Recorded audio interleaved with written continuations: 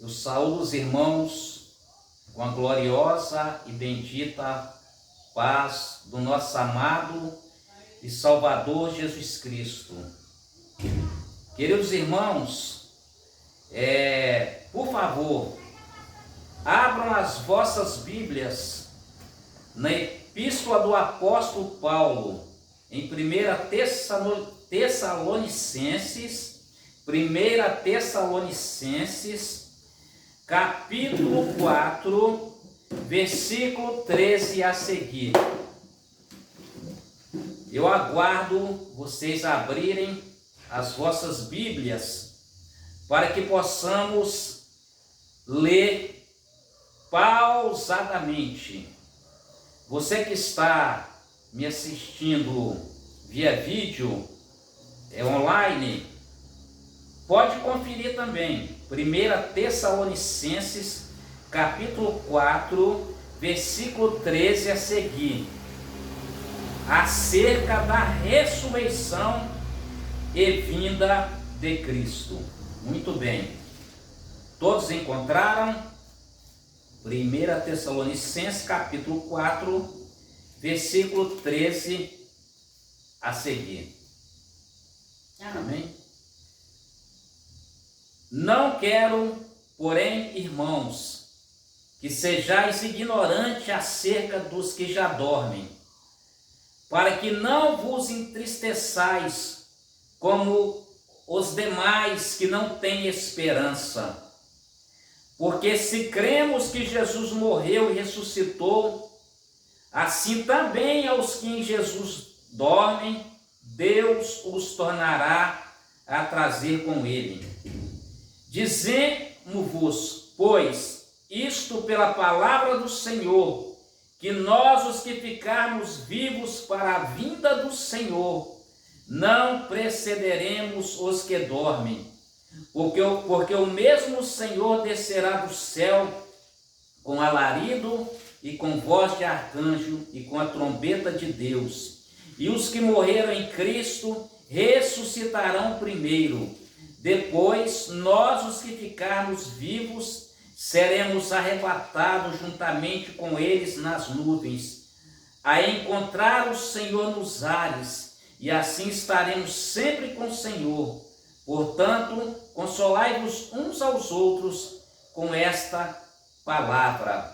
Quando o apóstolo Paulo escreveu esta carta, ele estava ao mesmo tempo ensinando a igreja de Tessalônica e ao mesmo tempo refutando o agnosticismo que faziam maior confusão e ainda fazem com relação aos que dormem em Cristo.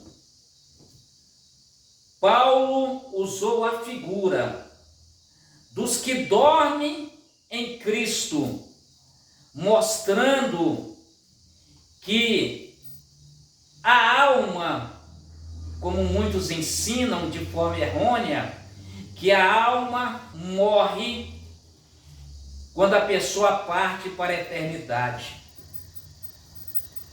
É apenas uma figura para mostrar que quem morre em Cristo irá para um lugar de descanso.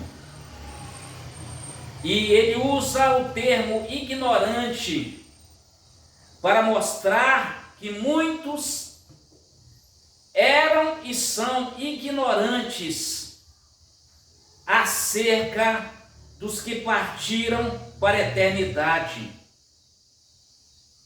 E o conselho apostólico é que não é para ficar em desespero com relação àqueles que partiram para a eternidade com Cristo.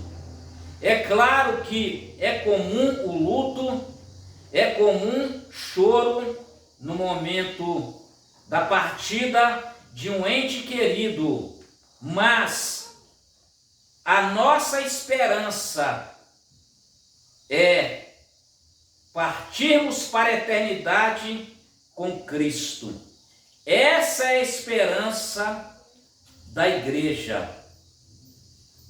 Olha só, para que não vos entristeçais como os demais que não têm esperança. Você tem esperança, missionário Zete? Amém. Glória a Deus. Então, irmãos, é triste a pessoa levar uma vida promíscua, uma vida atrapalhada, não respeitando Deus, não respeitando a Bíblia Sagrada e partir para a eternidade. Hoje inventaram uma fala de que não se pode julgar. Não podemos fazer julgamento temerário, que é o julgamento precipitado, mas de acordo com a Bíblia. Em João capítulo 7, versículo 24, podemos julgar segundo a reta justiça, podemos julgar segundo a palavra de Deus, porque o pecado separa o homem de Deus, e quem vive nas práticas pecaminosas não herdarão o reino de Deus. É a palavra de Deus quem diz. Então, os demais não têm esperança. Não tem esperança. E qual a esperança? Qual a bendita esperança daqueles que partem para a eternidade? É ressuscitar na primeira ressurreição. Que coisa gloriosa! A Bíblia diz que quando tocar a trombeta e Jesus Cristo aparecer nas nuvens, porque na primeira fase do arrebatamento ele não descerá na terra. Jesus já esteve aqui, como homem e como Deus, pois ele tinha duas naturezas, humana e divina. Sofreu todo o processo, morreu e ressuscitou. Agora, quando ele retornará para arrebatar a igreja, aparecerá nas nuvens na primeira fase. Os vivos serão arrebatados, e aqueles que partiram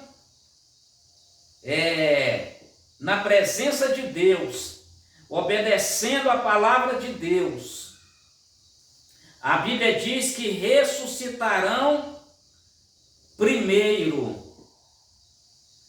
quando descerá do céu com alarido e com voz de arcanjo, com a trombeta de Deus. Os que morreram em Cristo ressuscitarão primeiro, e os que ficarem vivos serão arrebatados juntamente com eles nas nuvens. Portanto, consolai-vos uns aos outros com estas palavras. Não é tempo de pregarmos fantasias, não é tempo de focarmos na teologia da prosperidade, numa mensagem triunfalista, numa mensagem hedonista, que é um termo filosófico que valoriza só o prazer. É tempo de pregarmos a palavra de Deus como ela é. É tempo de falarmos sobre o arrebatamento de Jesus Cristo. É tempo de falarmos sobre a santificação, sem a qual ninguém verá a Deus. É tempo de mostrar para as pessoas os dois caminhos, um que leva o homem para a salvação, que é entendido como caminho estreito, e o largo que conduz à perdição. No caminho largo valoriza-se as obras da carne, mas no caminho estreito leva o homem para a vida eterna. No caminho estreito é preciso renunciar. No caminho largo as pessoas vivem como se não houvesse amanhã. Não é assim a letra da música? Só que essa letra é errada. Viver como se não houvesse amanhã. Haverá amanhã sim. E os fins não justificam os meios. Você precisa ouvir essa palavra com seriedade nesta noite. Porque o acaso não irá lhe proteger. Não. Não. É preciso encarar a eternidade com muita responsabilidade. Não é tempo de fazermos do púlpito um lugar de comédia, um lugar de palhaçada, comemorando culto country, culto dos anos 60. Igreja não é lugar disso não, irmãos. É tempo de falarmos a verdade. Mesmo se ficar 2 pessoas no templo, é preciso pregar a palavra de Deus como ela é. Porque aqueles que vivem fazendo a vontade da carne, como por exemplo, a prostituição, o adultério, a fornicação, a inveja, o orgulho, a soberba, a mentira, a corrupção, a idolatria, a feitiçaria, as bebedices, não herdarão o reino de Deus. Porque a palavra de Deus é enfática. Os bêbados não herdarão o reino de Deus. Apocalipse 22:15. Não herdarão o reino de Deus aqueles que vivem na imundícia. Só vai entrar no céu um povo especial, zeloso de boas obras. Aqueles que lavaram as vestiduras no sangue do Cordeiro.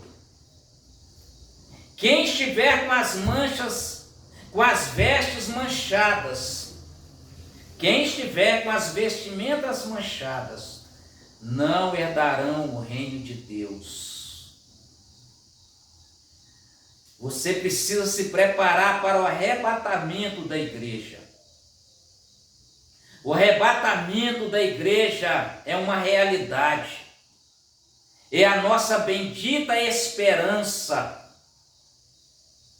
O apóstolo Paulo registrou o seguinte, escrevendo para os irmãos de Corinto: se esperarmos alguma coisa neste mundo, somos mais do que miseráveis, porque a nossa esperança é no céu. Vale a pena sofrer nesta terra por amor a Cristo,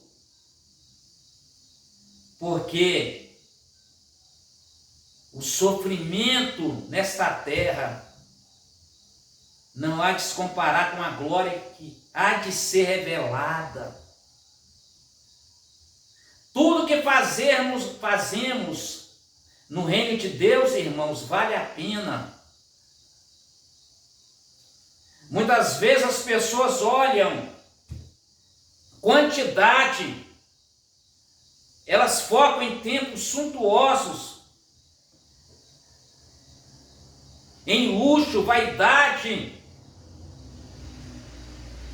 e esquecem de focar na gloriosa volta de Jesus.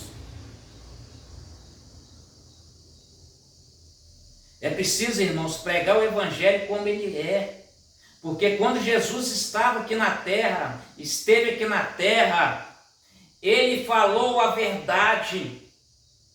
Jesus era manso e humilde, mas era veraz nas palavras. Jesus não olhava a posição social. Jesus mostrava o caminho para a eternidade, que é estreito. Jesus confrontou os doutores da lei. Jesus confrontou o rico que achava que os bens materiais eram suficientes, porque aquele rico disse o seguinte: alma, come, bebe, descansa. Em outras palavras, eu tenho tudo. Jesus disse: louco, se pedir a sua alma essa noite, para quem será? Jesus chamou aquele rico insensato de louco, porque ele estava preocupado com os bens materiais, ele estava preocupado com o carro de luxo, com as mansões, com a conta bancária recheada, esquecendo da eternidade. Nesta terra, a traça e a ferrugem irá corroer e corrói o dinheiro, os bens materiais. Jesus perguntou: se você partir para a eternidade, para quem será a sua alma? Porque ele estava preocupado apenas com o plano nesta vida, mas esquecendo do plano principal, que é partir para a eternidade. Isso é coisa séria, irmãos. Então Paulo estava advertindo a igreja: vocês não precisam ser sem conhecimento com relação àqueles que partiram para a eternidade. Vocês não precisam entrar em desespero e tirar a esperança daqueles que não têm esperança se o ente querido partiu para a eternidade com Deus ou foi para a perdição. Realmente, o ímpio, Satanás, ele fica procurando motivo para a gente desesperar. Quando eles percebem que o velório de um cristão é diferente de um velório do ímpio, daqueles que entram em desespero, aí lembramos da palavra do apóstolo Paulo, e a palavra do apóstolo Paulo, que nos incentiva a consolarmos uns aos outros, realmente nos anima e nos encoraja a prosseguirmos nessa jornada, porque somos peregrinos nesta terra, estamos de passagem, a nossa morada é no céu. Que Deus continue abençoando a sua vida, em nome de Jesus Cristo. Amém?